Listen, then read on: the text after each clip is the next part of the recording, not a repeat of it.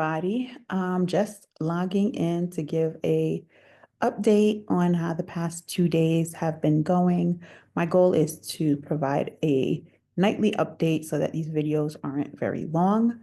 But I did not get to do one yesterday, so I'll talk a little bit about how yesterday was. Yesterday was Monday, and I'll tell you about today. Today was actually a very hard day for me.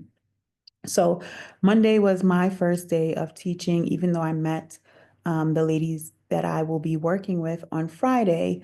It was more of an introduction, but today Monday, I was expected to have a lesson prepared.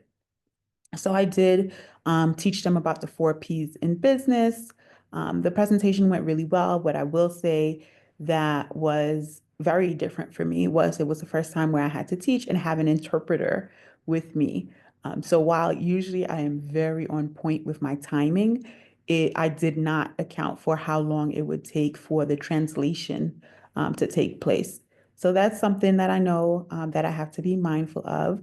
But the young ladies were very receptive to the content that I was giving them. We spoke about, potential businesses for them. The place where I'm doing my volunteer work is a place called Perfect Vision, and it's for young ladies whose families don't have the financial resources to send them to school because it's not free public education over here in Tanzania. They do have to pay to send their kids to school, and if they don't have the money to pay, then the kids don't go to school. So these young ladies who are in this program don't have the financial resources to pay to go to school. So they're in our program, and it's kind of like a vocational program where they learn primarily how to be a seamstress. So they do a lot of sewing in the afternoon. We do lessons during the day, and then from 1 o'clock on, they're sewing from 1 to 4 p.m. So that was kind of day one. I also met with the owner of the program. She actually inherited the business from her mom, who founded the organization. Her name, ironically, is also Edith. So we got a little kick out of that, but she's lovely.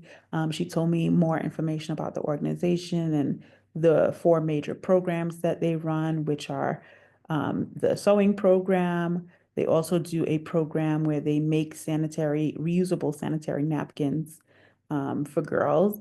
And the whole idea behind that is that a lot of girls actually have to miss a week of school every month when they are on their cycle because they don't have materials um, to use. So being able to provide these sanitary napkins gives the girls an opportunity to be able to continue and go to school. So that's the second program. They also do a program with the elderly where they go out and provide support and resources for the elderly. And then they do home visits where we bring in food for different families who are in need. So we spoke about some potential ideas of ways we could raise funds for the organization.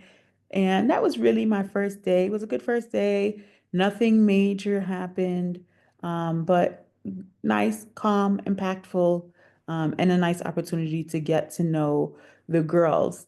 One thing that we did talk about as potential ideas for raising funds was a Zumba class that we could offer to all the volunteers in the area, that they could come in once a week and do a Zumba class because there is no gym over here. And a lot of the volunteers really miss that, having their morning workouts. So we were throwing around the idea of a Zumba class. And of course, what did I get roped into? Doing a demo Zumba class. So today on day 2, I had to teach the girls Zumba. Can I tell you, I used to do Zumba all of the time. And I love Zumba. I love dancing. But oh, your girl is out of shape because I was winded. I needed to fan myself after I was done teaching them. It was raining in the morning. Usually we do the morning workout outside. But because it was raining, we had to do it in the classroom, which is a very small room. You may have seen it in previous videos. So it was very difficult to do a Zumba class in there with the door closed. But we made it through. Your girl made it. I taught the class. The girls had a great time. Everybody was happy. I was trying to stop after 2 songs, and they just kept adding more and more and more. So I guess I did a good job. They also teach us Swahili in the morning. I am not doing well with my Swahili at all. I still have not even mastered the greetings, so forget about, more in-depth things like colors, numbers, months, days of the week. Like I'm nowhere near that. I'm still at Jumbo Poa, which is how you doing? Good. So I'm working on it. Hopefully I will get my greetings down at least by the end of this week. But I did my business lesson again today, and today I expanded on those same 4 Ps, but I asked the young ladies to, tell me about their businesses and how they are going to implement each of those 4 Ps into their businesses. And what we're really doing is building out business plans for them as they develop their trade. We want them to be able to market themselves and really start their small businesses once they complete the program in December. So that was school, and I had signed up to do home visits. And when we do the home visits, it's through the organization that I'm working with. And there were 9 of us who signed up to do home visits today. And what we do is we go to the market. There's a list of supplies that we need to get. And the supplies come to 80,000 shillings, which is the equivalent of $31 in the US. And those supplies are enough to last a family for 1 month. So that's 1 month of groceries for $31. And so we all went, we got our groceries, and you'd be surprised how much stuff you can get here for $31 versus, in the US, you can't get a bag of groceries for $30. So it was nice to see how much stuff you could get. But, early in the video, I said, I had a hard day. I struggled through the rest of the day because after doing these home visits, it was tough. It was tough. Um, there were moments where I had to step away and just like I teared up because the stories of what these people go through is heartbreaking. Just to share a few, there's one grandmother that we visited with. She is 90 years old and raising 17 grandchildren. And she had 12 children of her own.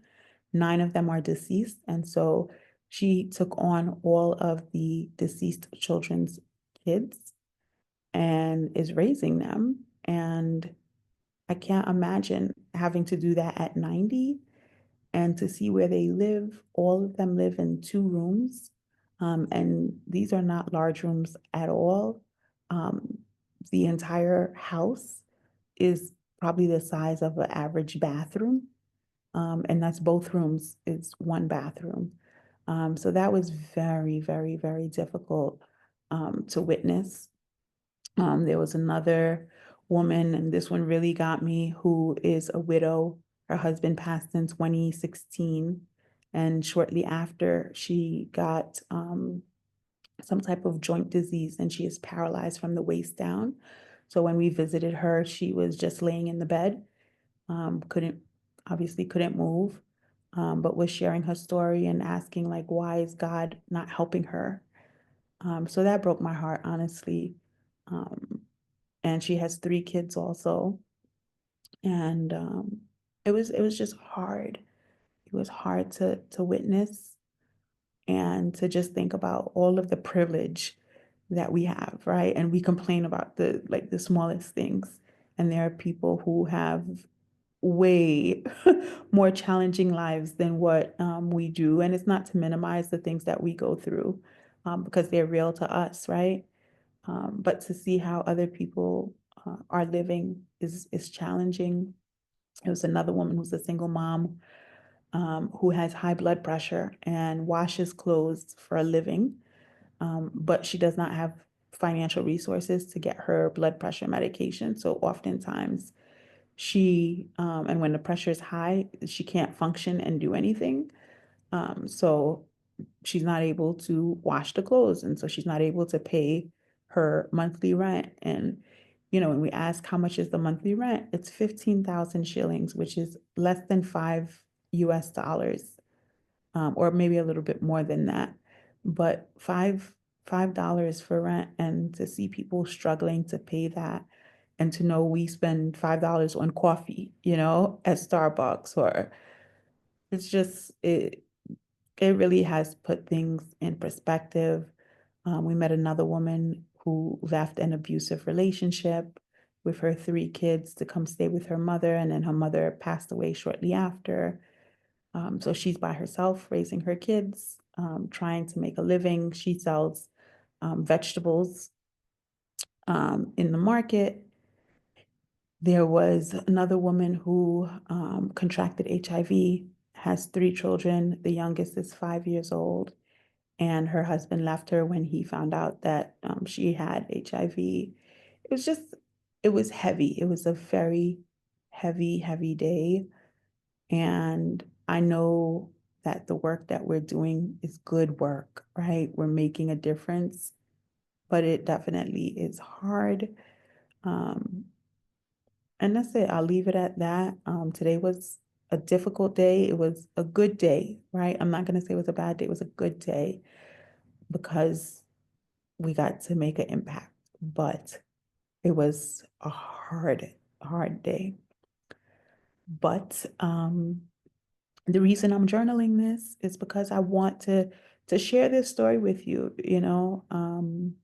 I want you, even if you can't physically be here, to witness it yourself. I want you to just have some perspective on it, to be able to reflect, and just remember how blessed we are, and not to take the things that we have for granted. So thank you for watching.